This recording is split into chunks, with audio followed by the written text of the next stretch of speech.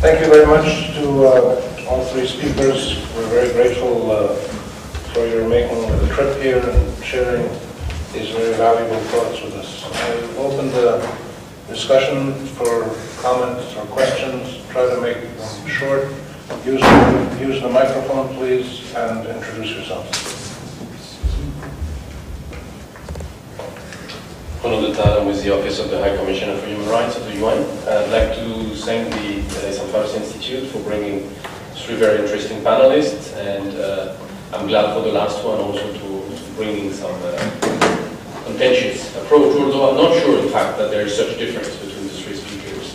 I think the focus of each is different, but I don't think any of the two speakers preceding Professor Abdelkhalek was actually saying that it didn't happen or that democracy was going to blossom tomorrow, as we know. I have a couple of questions which I'm going to throw at all of you maybe.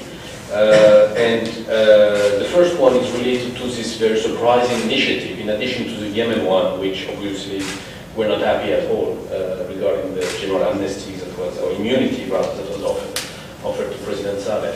But the other initiative, which none of you mentioned, which is about offering Morocco and Jordan an observer status with the possibility of membership, full membership in the future. I'd like to have your views and whether it's still on offer and what has happened to it. That would be my first question. And the second one, which is also related to the GCC as an intergovernmental organization, is this second attempt at having a security agreement, which we know failed the first time in the 90s because at that time of Kuwaiti opposition, and now we hear that the new draft has been accepted at the level of a GCC summit, and that the Kuwaiti parliament is going to take it up with the possibility that it would entrench what is really something that is a very counter-revolutionary document, because it's not so much about the security of the citizens and inhabitants of the region, but much more about the security of the rulers and working together with all sorts of provision. And again, the document has not been published, so I'm like everybody else. I would like to be able to judge it on what it really is, and I hope that when it comes up for discussion, at least in the Kuwaiti parliament, all of us will have a chance to look at it. My last point is something that some of you have also hinted at, which is the very large foreign presence. And I've also noticed that, as is usual in this part of the world, nobody speaks of migrant workers, but one speaks about expats. We know the whole history behind that. Why is it that we don't yet see, and it's not that I'm calling for it, but we don't yet see a much more open xenophobic discourse in this part of the world? We've seen some traces of it in Kuwait lately because of the legislation that has been passed. And that to me would be interesting because it would actually open a political window where you would see citizens saying, why are these rulers moving so fast? And the Qataris in particular would say it because they're certainly happy to have stadiums and highways, and now they will have the World Cup. But they have to admit that none of this will happen without the millions of foreign workers that are brought in. And why are the people who are happy with that not saying, we would like to have a better say in decision making about the pace of development in our country? So this is something that I find a bit challenging, and I had the opportunity to listen to Professor Abdelkhalek a few weeks back in Dubai, where a question related to this foreign presence was raised, and I recall you reacted somewhat angrily.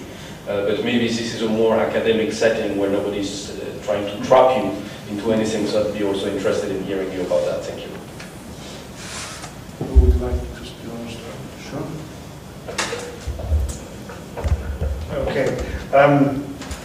Jordan and Morocco. The general context was obvious. Of course, these were regimes, or some of these regimes felt we really need to, get together and protect each other, protect ourselves and each other by having this, by stopping the rot from going further and affecting the other monarchies, because it was monarchy that was potentially at question, not just the GCC, and thereby get mutual support.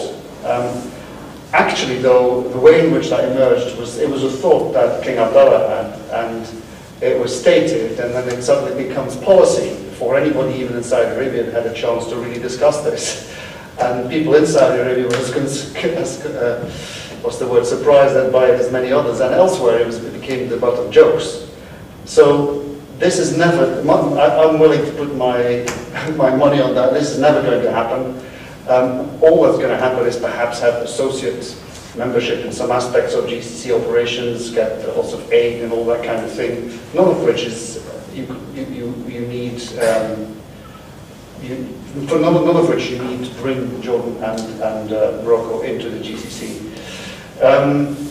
But of course I'll continue talking about it, it's already being translated in other ways that makes it much less a union than just good working relationships and additional privileges. On the security agreement, yes, it's quite striking, and of course the only actor, as you say, that used to be against it was Kuwait, and the government there clearly has adopted a different view now. I'm like you, I'm waiting to see what it contains. It'll be interesting to hear what Bernd has to say. On the migrant workers, by the way, one still does use the term migrant workers, and it's used in the media as well, and expats tends to be reserved for the higher paid amongst them. So migrant workers or migrant labour is still often used. But I'd say, just to the top of my head, response to why there hasn't been greater xenophobia. Well, there's a fair bit, actually. There's a fair bit of looking down on, but that can be positive, I said, for domestic stability in a way. But I think part of the answer is the separation. These are not integrated in a socially significant way in the rest of society. They're even spatially segregated very often apart from domestics. So that's an important component of it, I think. You say that it's true there hasn't been sort of very publicly stated and coherent opposition to the policies that necessitate some of these millions of labour and workers. I think that can be explained again by the fact that, well, a very large component of that are the domestics and the drivers and the cooks and so on that every single family uses, including those of some of the more vociferous intellectuals who do actually raise these issues. And in fact, who's the very well-known Qatari intellectual, Kouari, Ali al-Kouari. He's written a piece in which he, amongst other things, attacks the sorts of policies that lead to all of this and says we need to be less reliant on foreign labour, and why don't we have more say in the policies that drive it? It's exactly what you're suggesting. But I would say, one, that's more sort of wishful thinking, and it doesn't really put anything very realistic as policy in its place, and two, it doesn't represent any coherent body of opinion in these countries. All right. All excellent questions. My short answer to your first one is exactly the same as Gerd. I think we're not going to see this idea of a unified GCC with Morocco and Jordan ever fully transpiring. I don't even think Morocco is actually interested in that, but we will see sort of the nuggets, if you will, of the rationale behind it being implemented. The idea of increasing reliance on external security forces, some economic trade and benefit with the GCC money flowing back into these other countries. I expect we'll see these in a more piecemeal fashion in a way that flies a little bit lower under the radar than a unified GCC. In terms of the security pact, this is a troubling thing, as you both pointed out, because Kuwait traditionally has sort of been the stalwart against it. And this current parliament is pro-government enough that there's every possibility that they could go on board with a GCC security pact. I think the one thing that's sort of maybe preventing this from being a priority right now is because the parliament is still trying to establish its credentials. It's mainly neophytes, if you might say, in the political arena. They're really focused more on populism than they are, more on the domestic populism than they issues. And so they're looking at things like a debt relief program for Kuwaitis. That's a priority for them. Let's waive the interest on all of these Kuwaitis who have taken loans they couldn't pay back and make sure that they love us a lot. And then for those who didn't take loans, give them more money. That's the kind of thing I think that they're focused on now, as opposed to the security pact, which doesn't bode well for Kuwait, but it does bode well for the priority in which this pact will be addressed, maybe. But if this Parliament bucks the trend of the last several years and actually stays for a 4-year term, we could be certain that this security pact issue is going to come up again. And their role in sort of supporting it may be quite different from what we've seen in the past, so it is worrying. In terms of migrant labor and xenophobia, it's interesting that you bring this up, because in the last month in Kuwait, the issue of migrant labor and the debate about xenophobia is actually burst onto the scene. The new Minister of Labour Affairs has announced almost unilaterally that she wants to see a reduction of 100,000, she says expats, she means mainly migrant laborers, over the course of each year for the next several years, which is unrealistic in a lot of ways. The means by which she's proposed to do this are certainly blatant human rights violations, blatant xenophobia. They're looking at things, as I briefly alluded to, of deporting people based off of things like traffic violations, which would only apply to the expats. And I can tell you that there are plenty of Kuwaitis who violate lots of traffic violations without so much as a fine, let alone being deported. And this has worried a lot of people. And because we do have a relatively vibrant media environment, the xenophobic nature of these kind of proposals, and others that have been the segregated healthcare, for example, has certainly meant that there's a lot more debate about the role of foreign labor in Kuwait, and whether or not we can take more blame as Kuwaitis for the situation, and rather than looking to the foreigners as the source of all of our problems. So I actually think that this, even though these proposed ideas are extremely worrying, the net result has been a very promising, I think, public debate about the role of foreigners, at least with the other countries that we can speak to. Well, very briefly, on the Morocco-Jordan initiative, my feeling is this is the silliest thing that came from GCC in 30 years. Don't take it seriously. Nobody's taking it seriously. Just forget all about it. Let me move to the foreign worker thing, okay? I think in the past 40 years that I could remember, there has not been one incident of xenophobia or anti-foreign manifestation that I could really see, at least not in the UAE or throughout the Arab states, despite the fact that we have been turned into 15% or 10% or whatever percent of the population. But we have not seen really angry anti-foreign manifestation of any sort. There's a lot of cynicism, etc., but that's just something. And the reason for that, and I could just quickly say that at least on the people level, there is genuine appreciation of their contribution to the development, okay? These guys have been there, they have really made an impact. We could not have them, we could not have get to where we are at the moment without their help. So there is a genuine appreciation. And second of all, they have behaved very well. I mean, they did not come up with anything really that shake the boat there or being threatening to the security. They have been very peaceful, and they have behaved very well, and we have not seen one incident that is troubling. We have a few strikes here and there or whatever, etc., but it's not been really a major challenge. So it is still within the management, even though we have some 80% foreigners in UAE, and we use them probably the same percentage of population.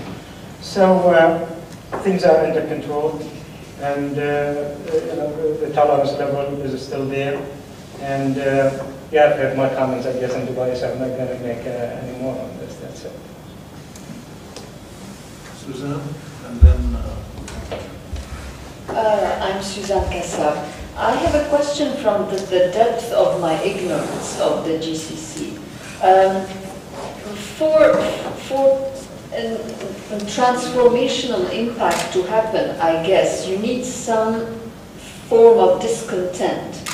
And I would like to hear from you, what would people in the UAE, for instance, be discontented about?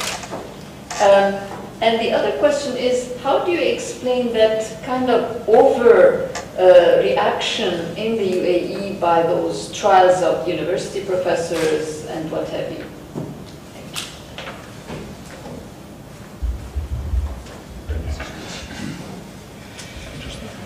Okay, well, is this on record? Let's just check the sound here.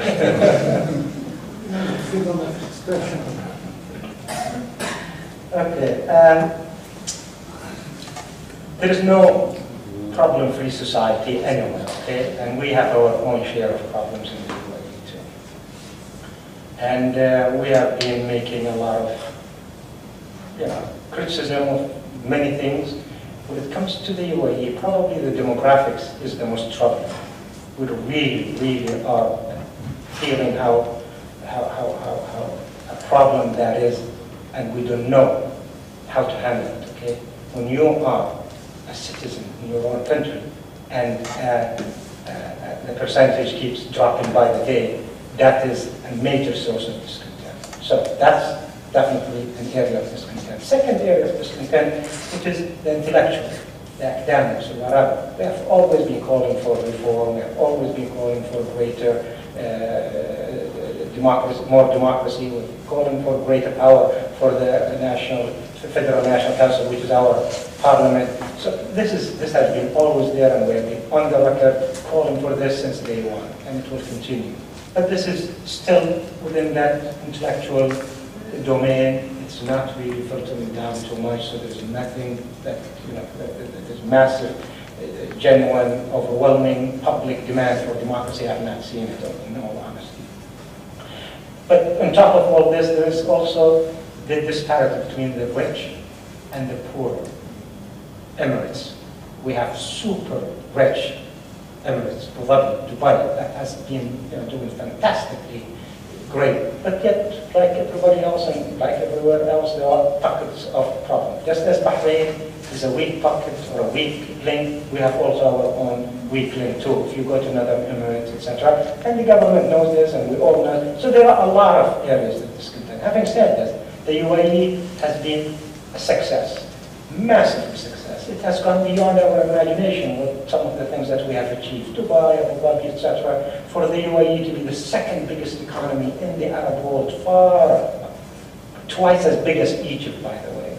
$3,390 billion GDP versus $200 billion in Egypt. Just, for the country to come to that point, that for Dubai to be the center of activity and as a trendsetter, that's a massive. So there's a lot to be appreciative of, okay, and we are appreciative. For the tolerance, is that your second question, Susan? Where were the questions? On professors being... Yes. Well, as I said, there has been a sharp reverse when it comes to freedom, not in UAE, but throughout, even in Kuwait, the most liberal reform. Saudi Arabia, etc. So UAE is like the others. They are going through, even Qatar, by the way. People have been stripped of their citizenship, people have been poet, I don't know if you're aware of some of the things. You are there, but we hear of things. So even the best of cases have problems. All do have problems, okay? And we have our own problems. However, the case of the 94, Susan, the case of the 94 who are arrested, okay? And let me just make this very clear. As far as I'm concerned, there's a lot of talk that these are political activists, etc., etc. Of the 94, and many of them are my dear best friends, colleagues at the university, 80 of them I have never heard them say one word of democracy or political reform. we have not heard of these guys. So to call them political activists is really taking that term too far, okay? So what's the problem there? Mostly, many of these guys, maybe all of these guys, have engaged into forming political organization, and by our law, that is not allowed. So to me, it is a strictly, until proven otherwise, strictly a legal question, not a political issue. Can I say something? I just want to say something about discontent. Economic affluence does not stop discontent. I mean, Kuwait, for example, I just looked this up the other day. Our per capita income there is $43,800 US. That's 18th in the world. That's 3 slots below the United States, for example. There's plenty of discontent in the United States, and they're even more affluent, according to the CIA World Factbook. There's a lot of things to potentially be discontent about, even if you have financial affluence anyway. For example, if you're a female, which makes up at least half of each of these societies in the GCC, there are plenty of limits to their mobility, reasons for discontent. If you're a Bedouin, a stateless person, if you're Shia, if you're any other kind of minority, plenty of room for discontent. If you're a young person, your job opportunities, the quality of your education, your ability to afford housing are all things to be potentially discontent about. The inflated state bureaucracy, the envy of, for example, looking at other states and their ability to develop while you stagnate. These are all things to potentially be envious of or to at least be discontent about. So I think there are, as Abdul Khalik rightly pointed out, there are no societies that don't have their problems. And certainly in the GCC we have plenty of things to be discontent about, even if pocketbooks are relatively fat.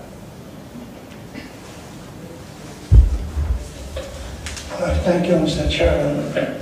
I'm very happy to be with you this afternoon. My name is Adil Cortaz, a former Minister of Agriculture in Lebanon. Well, my first point, Mr. Chairman, is related to this point that don't you consider that it is too early to say if we are going into the right direction or into the wrong direction in studying all the analysis of the impacts of the spring rising into X or Y or Z of group of countries, among them the GCC countries. I think it's too early to say. Professor Abdullah, you mentioned that we have been for years, 100 years, more than 100 years, under the subjugation, this status quo of the Arab world, and now to come in 2 years to say that we are going to the right direction or the wrong direction, it's too early to say that. This leads me to the second point, is that we would like to come out from this workshop with a system of values by which we can say that, yes, we are going to the right direction. I cannot take the United States of America as an example or the European democracy as an example and apply it to the Arab world and say we are going to the right direction or the wrong direction. Therefore, what came out, especially from Professor Abdullah, is that the freedom of expression is becoming very seriously adopted in many Arab countries now. The fear of saying things, which we look at Syria, Now things are moving. They are moving to the right direction. Social justice was mentioned by Professor Abdullah. Yes, this is good. But and therefore, I would like to come to the UNDP Human Development Report. I think this should be considered as a constitution for us into going to the right direction. And one of the things is that, okay, you mentioned about the wealth of UAE and the other GCC, but to what extent this wealth is shared with the other Arab countries, with Yemen, with Somalia, and other Arab countries? This is one of the points which should be considered. Thank you.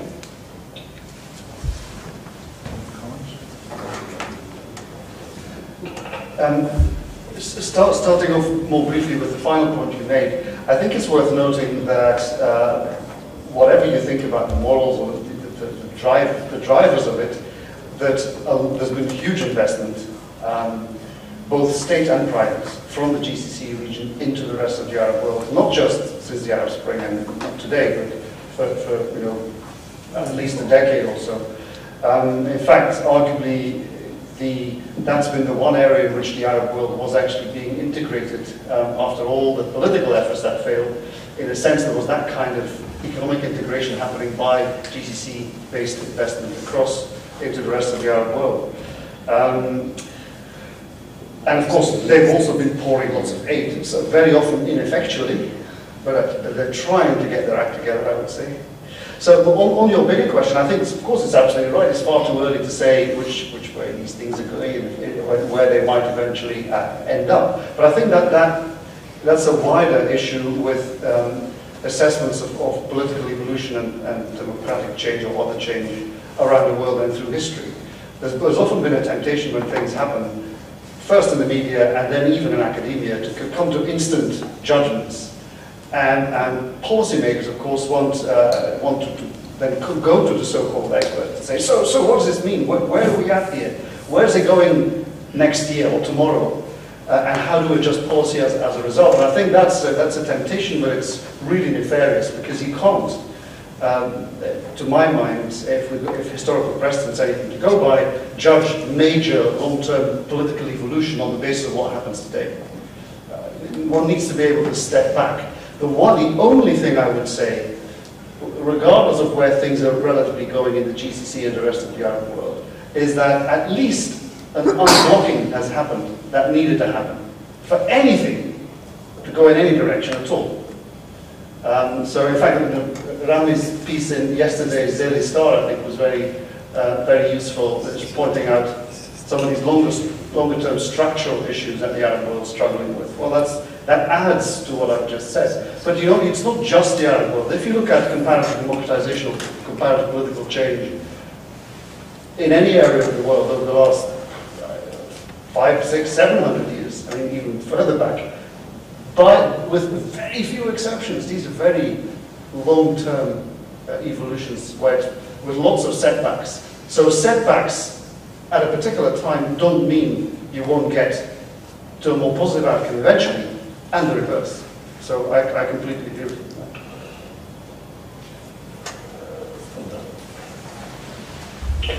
Hi, my name is Mohammed Sabaiti. I'm a retired general and I'm an assistant professor at Lebanese University. Dr. Abdelkhalik, I'm impressed by the diagnosis you highlighted about the paradox between that impact quality and the anchoring of the status quo. Here I wonder and I ask, is that healthy? How long it's gonna last? Again, I need to ask the panelists' perspective about what kind of preemptive nowadays measures that should be taken by the GCC members to cope with the forthcoming rapid changing challenges and about the Iranian connection in these developments. Thank you.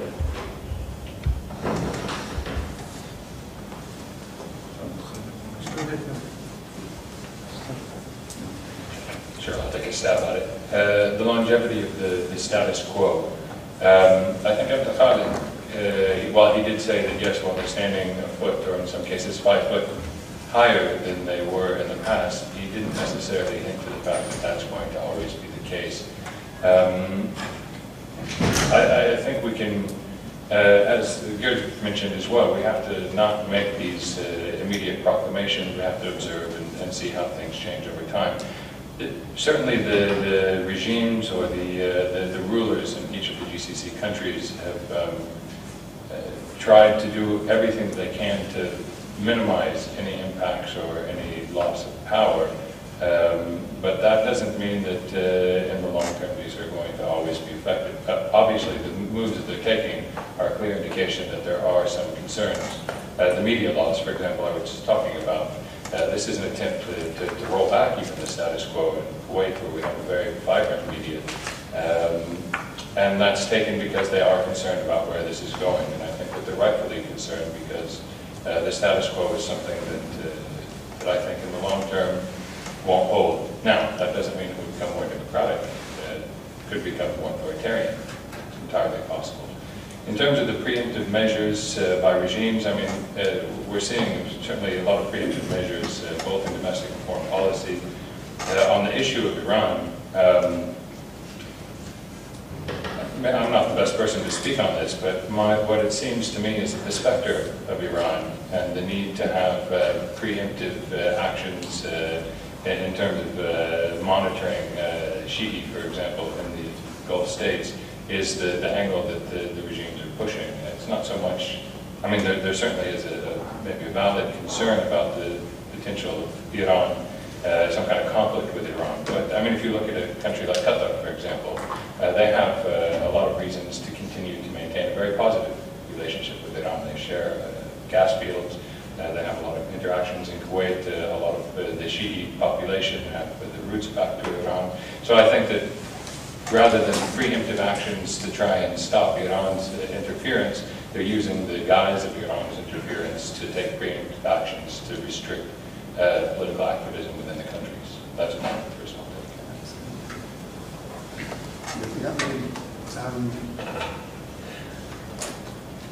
I think, indeed, while in the GCC generally, freedom and all these things have, the cause of this has taken a setback.